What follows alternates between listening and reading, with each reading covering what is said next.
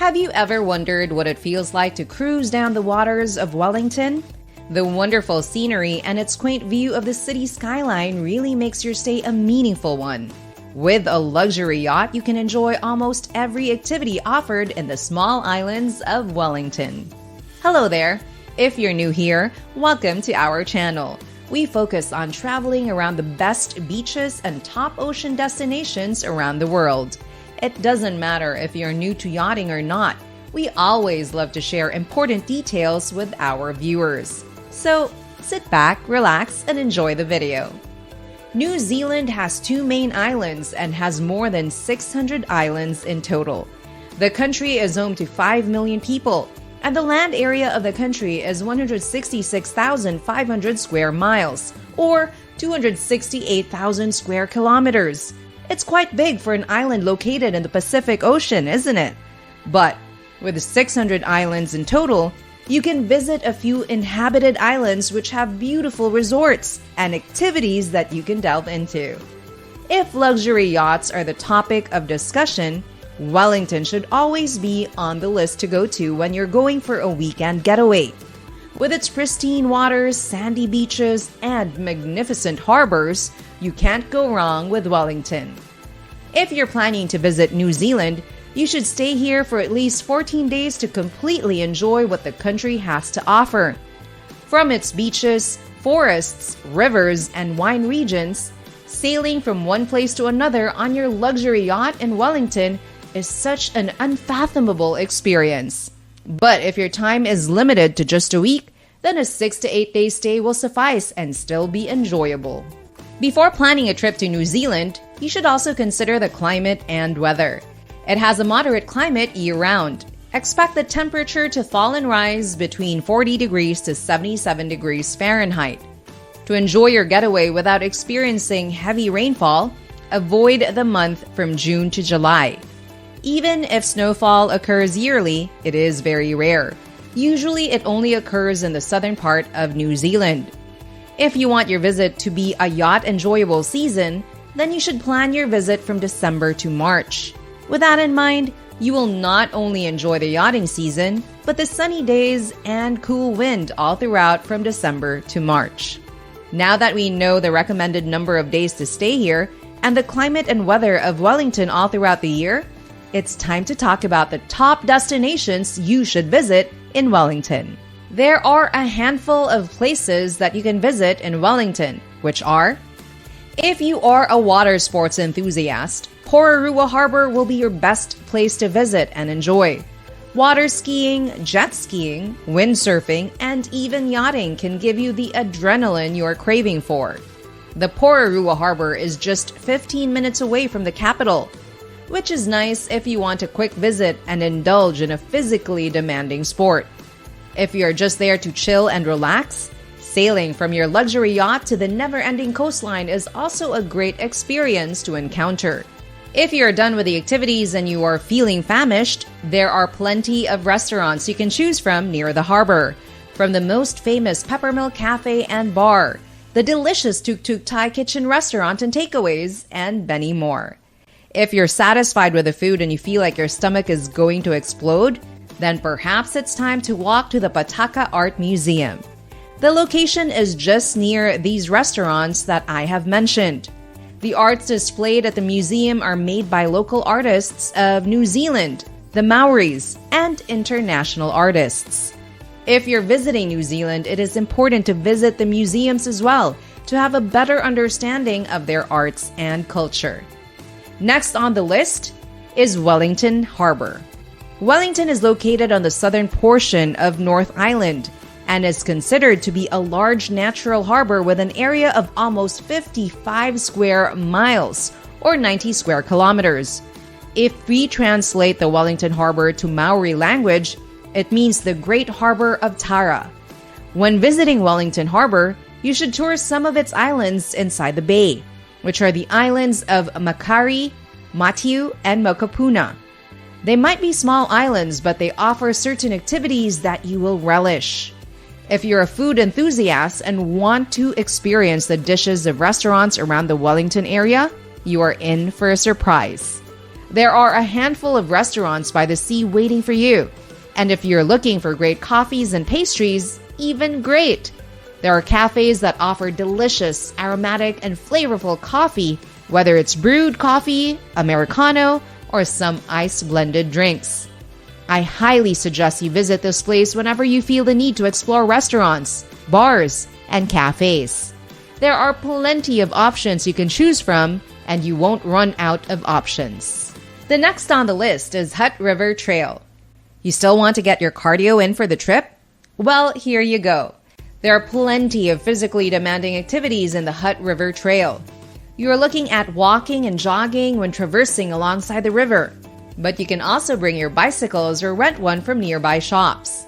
By the way, this trail is 18 miles or 29 kilometers long. If you're looking for another challenge and to make things a little more interesting, then you should try swimming, fishing, and even kayaking. You will burn more calories without you noticing it. Other than the activities mentioned, there are various activities that you can go through, like golf courses, playgrounds, holes for swimming, camps, and visiting parks and reserves. You won't run out of activities to do. It's just the limit of what your body can do. Don't forget to bring plenty of food and water when visiting the Hutt River. The next on the list is Golden Mile. By the way, are you still with me? Great. Thank you so much for watching this far. When you are exhausted with all the activities you tried and encountered, maybe you should relax yourself for a while. How about going shopping? Golden Mile is a famous tourist spot for shopping. It is a district located in downtown. There are a handful of establishments you can go to, from standalone stores, department stores, specialty shopping stores, and malls. Willis Street is a well-known landmark, and it integrates areas like some streets like the Lambton Quay, Manor Street, and Victoria Street.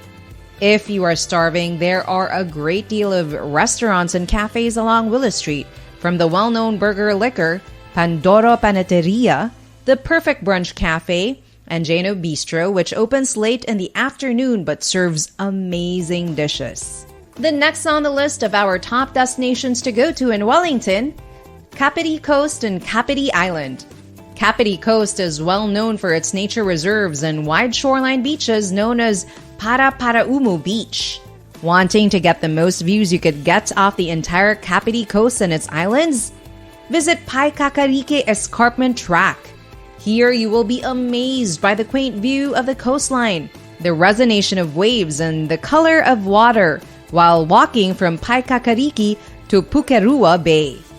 If you are a car enthusiast and want to know the history of cars in the Southern Hemisphere, visiting Southward Car Museum is a must. The museum is filled with the world's ultra-rare and expensive vintage vehicles. Kapiti Island, which is situated about 3 miles away from Paraparaumu Beach. Despite the island being naturally protected, it is accessible to tourists. To visit Kapiti Island, you should book a trip with an authorized provider. Despite its small island size, it is home to almost 54,000 people, according to data from a 2018 article by the government of New Zealand. Are you afraid of predators and pests? If yes, lucky for you, since Kapiti Island was considered pest-free and predator-free for many decades. It is safe for tourists to visit. The Kapiti Island is home to the Maori people. The island itself is also considered to be the oldest island in New Zealand and is rich in terms of nature reserves, history, and culture. The next destination you should visit is Wairarapa. Wairarapa in Maori means glistening waters. The Wairarapa is located just northeast of Wellington. A 1-hour drive will be needed if you're coming from Wellington. Wairarapa is known for its classic wine production and award-winning wine tasting experience. Other than the obvious fact that Wairarapa has plenty of vineyards to plant their grapes, this destination is well known for its stunning views of the coastline, spectacular rock formations, and its notable lighthouse. If you're visiting Wairarapa for its award-winning wine tasting experience, ask your tour guide what town should be interesting to visit during this time. A quick visit to nearby towns should also be added to your list to completely enjoy your stay in Wairarapa. The next on the list is Wellington Waterfront. The waterfront is located just right in the hub of Wellington City. It has a length of over 6 miles or 10 kilometers and 5.5 miles or 9 kilometers in width. Exhausted from the whole day trip yesterday from afar? That's all right, as long as you enjoyed every bit of the moment you experienced yesterday. Consider this your day off as you treat yourself to a visit to Wellington Waterfront. To start your tour of the Wellington Waterfront, it is recommended to visit the Wellington Visitor Information Center in Civic Square or the Waterfront Project Information Center on Queen's Wharf and ask for a free map. This will help you navigate through the city of Wellington. Plan what time you're going to visit the place. It is also worth taking note that if you want to visit the market in Waterfront, you should schedule your visit on Saturday. If you are with your family, it is recommended to visit during the day for the children to enjoy and explore the treasures within Te Papa. After the activities, you can visit Frank Kitts Park to buy sandwiches and have a picnic nearby the area.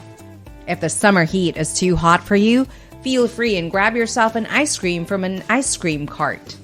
When your family is hungry, you can visit Maranui Surf Life-Saving Cafe, where they serve European cuisines and New Zealand cuisines. When taking a break from long travels, Wellington Waterfront should be the one spot to go. The last on the list is Princess Bay. Princess Bay or Princess Beach is a beach on the southern point of North Island. The beach is well known for its astounding properties of rock formations, quaint view of the Horton Bay, and unique brown-colored sands. To get the best view, it is recommended to look for a high ground to catch the breathtaking view. If you want something new besides white sand, it is best to visit the location. The beach is windy, but since New Zealand is one of the windiest countries, it is not a surprise. It is highly recommended to visit this beach during the summer. If this video makes you excited to set sails and you want to watch more videos like this, show your support by liking this video. If you haven't yet subscribed to our channel, now is the best time to click that subscribe button and the notification bell icon to notify you on new videos. For more traveling tips, please visit our website, yourposeidonadventure.com. Thank you guys, and I will see you on the next one.